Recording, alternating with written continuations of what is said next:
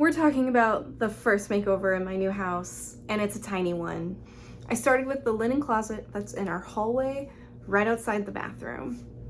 And in this linen closet, I narrowed down to just 3 things to do to make a big impact in a small space. We're adding paint, wallpaper, and lighting to this linen closet.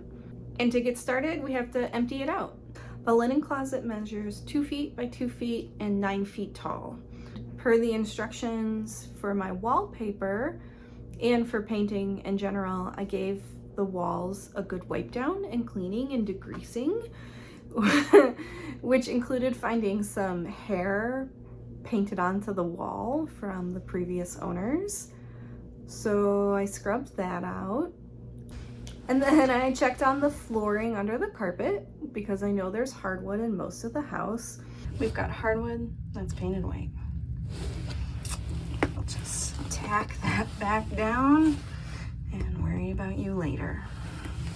For the paint, I chose the color Malted Milk from Sherwin-Williams. It's a light dusty pink that's still nicely saturated. Wallpaper is from Spoonflower, designed by Some Call Me Beth, and it's described as a 1960s, 1970s retro floral wallpaper. And I went with the peel and stick for ease, why not? And the beauty of this wallpaper is we're only wallpapering the back of the closet, and we're gonna paint the 2 sides and the back of the door and the trims the Malted Milk. So it should come together quickly. The paint went on smooth. I did apply 2 coats, and once that paint was dried, I started installing this wallpaper. And since it is just one film, I didn't have to worry about making sure I was lining it up parallel correctly because I wasn't gonna have to pattern match, which is great.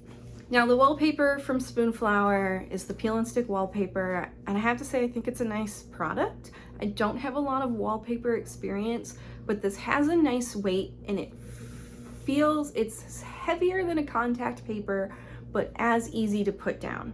And it has a little bit of give, so you can put it down and peel it back if you have a wrinkle.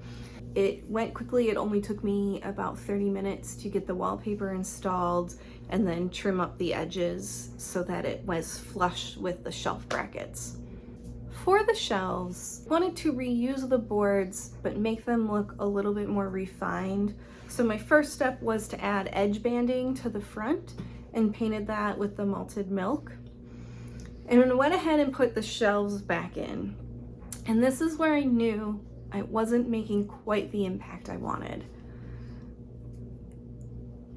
And I thought on it, and I knew the closet needed more wallpaper. It needed more of that retro floral pop. So I ordered more wallpaper and waited for that to arrive. And the moment it came in, I unrolled it and got to work. For the lighting, there's no electrical in this closet, and our hallway is pretty dark.